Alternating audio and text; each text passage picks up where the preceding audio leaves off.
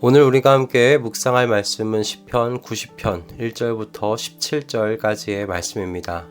시편 90편 1절에서 17절까지의 말씀 우리 함께 읽고 오늘 우리에게 주시는 하나님의 은혜를 함께 나누도록 하겠습니다.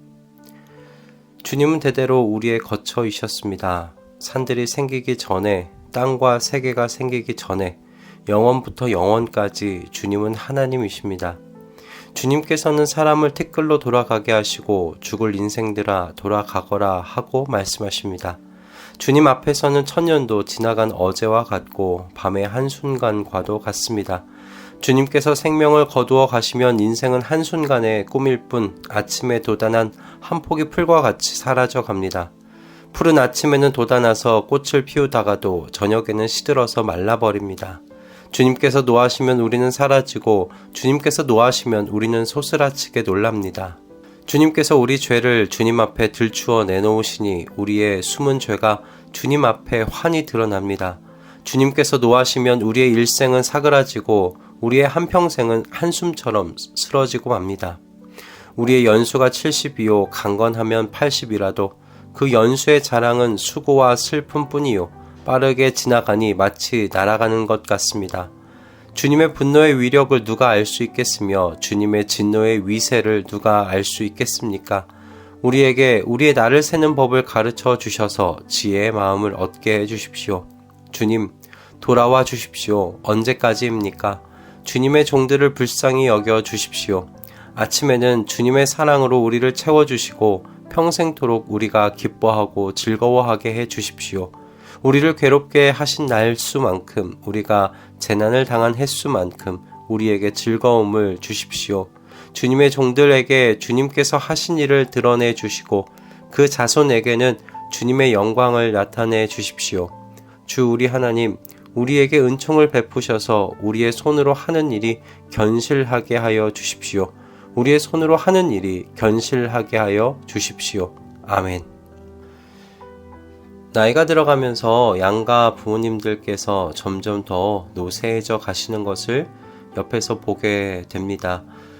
그 속도가 점점 빨라지시는 것 같아서 가끔은 마음이 착잡해질 때가 있습니다. 그래서 얼마 전에는 어머님을 모시고 병원을 다녀오는 길에 오래 사셔서 손자 크는 것 오래 보시라고 말씀을 드리기도 했는데요. 저의 이야기에 어머님께서는 생각한 것보다 의학이 많이 발전해서 오래 산 것이라고 말씀하셨습니다. 곰곰이 생각해 보니 그 말씀 참 맞다 생각이 들었어요. 확실히 의학이 발전하지 않았다면 저희 어머니는 60세도 전에 소천하셨을 것이 분명합니다. 오늘날 의학은 참 눈부시게 빠른 속도로 발전하고 있고 또 그에 발맞춰서 인류의 수명 연장에 대한 연구 또한 최근 몇십 년 동안 큰 발전을 이루었다고 전해지고 있습니다. 유전자 연구, 대사 조절, 줄기세포를 통한 재생의학, 그리고 최근에는 인공지능을 통하여 환자의 건강을 관리하는 방법까지 연구되고 있다고 합니다. 이처럼 다양한 분야에서 사람의 건강과 노화 과정에 대한 이해가 증가하고 있는 것이죠. 아마도 인류는 어쩌면 수명 연장에 대한 길을 찾을지도 모르겠습니다.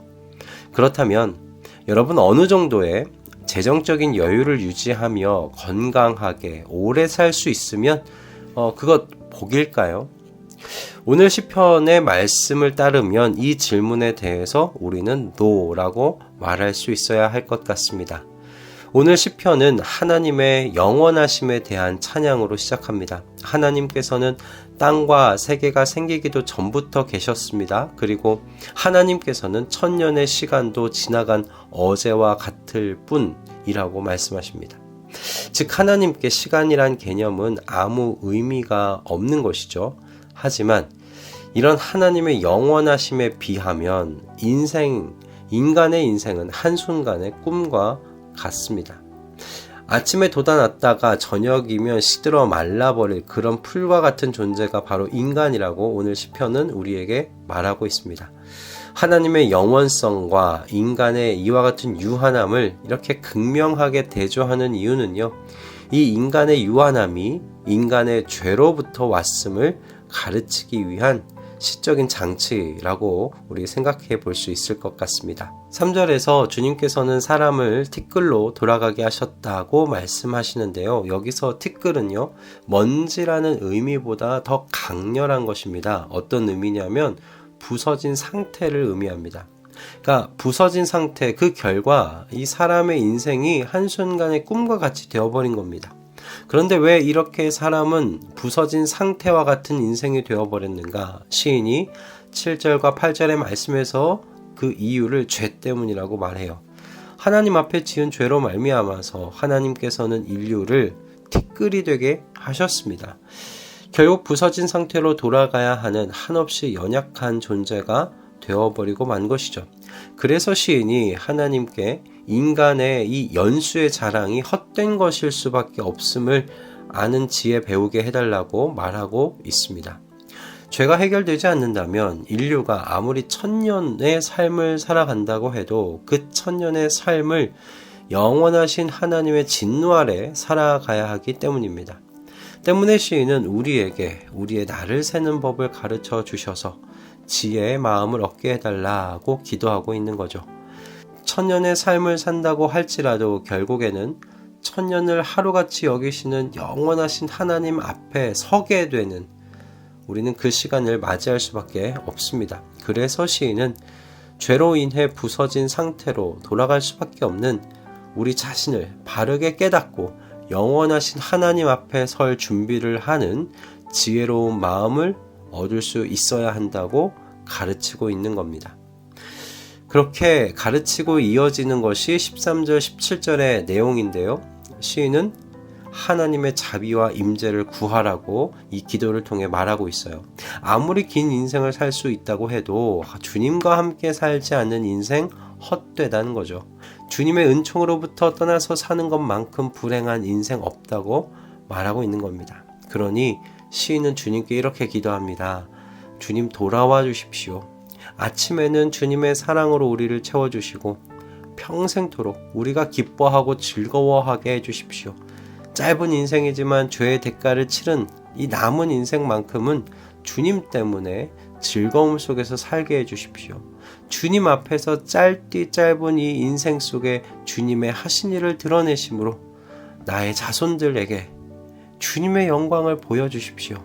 주님 앞에 서게 되는 날까지 그렇게 남은 인생에 주님께서 은총을 내려주시사 우리의 손으로 하는 일이 형통하도록 도와주십시오. 이것이 13절과 17절의 기도의 내용입니다. 세상에서 재력과 권세를 가진 사람들이 오랜 수명을 누리며 살기를 소원하는 건 복음을 통틀어 변함없는 모습인 것 같아요. 그 유명한 진시황제의 불로초에 대한 이야기에서 현재 진행되고 있는 줄기세포와 유전자 변형 연구, 그리고 뇌이식을 통한 지속적인 삶에 대한 그 연구는 인간의 이 영원한 삶에 대한 바람을 보여주는 단편이라고 생각합니다. 그런데 시간을 창조하시며 천년을 하루처럼 여기시는 하나님께서 이런 인간의 모습을 보시면 어떻게 생각하실까? 좀 비웃으실 것 같다는 생각을 이 시편 90편을 보면서 하게 되었습니다. 사람에게 중요한 것은 건강하게 오래 사는 것 아닙니다. 사람에게 중요한 것은요, 티끌로 돌아가게 되는 자신의 상태를 통하여 죄를 깨닫는 것입니다. 그래서 영원하신 하나님의 진노 아래서 사는 삶을 두려워할 줄 알고 하나님의 임재를 요청하며 짧은 인생일지라도 하나님의 장막 아래에서 주님의 사랑을 받으며 기쁨 속에서 살아가는 하나님 의존의 삶을 소망하는 것이요, 사람에게 가장 필요한 삶의 지혜인 줄로 믿습니다. 이 지혜를 매일같이 깨닫게 해달라고 기도하는 우리의 아침이 되었으면 좋겠어요. 우리는 매일같이 티끌의 존재, 부서진 존재로 돌아가야 함을 잊고 살고는 합니다. 세상의 일에 파묻혀 마치 영원히 살 것 마냥 오늘을 살아가는 존재가 우리들인 것 같아요. 그런 연약한 우리이기에 하나님께서 이 시편 90편의 말씀을 주신 것 아니겠습니까? 아무리 긴 인생을 살 수 있는 날이 우리에게 찾아온다 하더라도 영원하신 하나님 앞에 우리의 이 연수를 자랑하는 것 정말 부끄러운 일이다 생각이 듭니다. 길고 긴 연수를 하나님 앞에서 자랑한다면 하나님께서는 큰 소리로 비웃으시며 영원하신 하나님의 그 두려운 진노가 무엇인지를 알게 해 주실 것입니다. 그러므로 시편 90편이 우리에게 깨닫게 해주는 지혜는 오래 사는 삶을 꿈꾸는 것이 아니라 우리의 존재가 죄로 인하여 티끌이 되었음을 알고 영원하신 하나님의 진노와 심판을 마땅히 두려워할 줄 알게 하는 것이다 라고 생각합니다.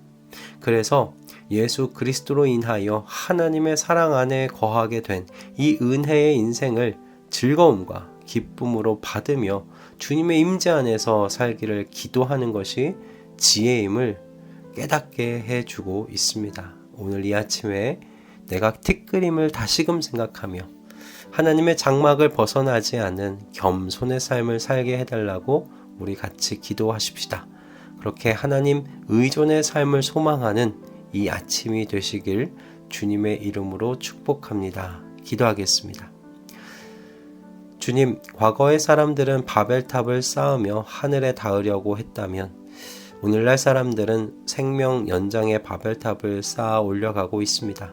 그러나 정작 중요한 지혜는 배우지 못하고 있으니 바로 모든 인류가 죄로 인해 티끌이 되었다는 사실입니다. 영원하신 하나님의 진노 아래 있다는 사실을 깨닫지 못한다면 아무리 오랜 연수를 가지게 될지라도 그 연수는 시편의 시인이 말한 것과 같이 수고와 슬픔의 연속일 뿐입니다. 진정한 기쁨과 즐거움은 하나님께서 주시는 것이기 때문입니다. 그러하오니 주님, 우리 모두가 겸손히 주님께 우리의 죄를 고백하며 주님의 장막 아래로 주님의 임재에 거하기를 소원하며 하루를 시작하게 하여 주시옵소서. 하나님 의존의 삶을 살아서 오늘 우리의 손으로 하는 모든 일을 형통하게 해주시는 하나님과 동행하며 살게 하여 주시옵소서. 오늘 우리에게 또한 말씀을 통해 깨닫는 은혜 주심에 감사드리오며 우리 주 예수 그리스도의 이름으로 기도드립니다. 아멘.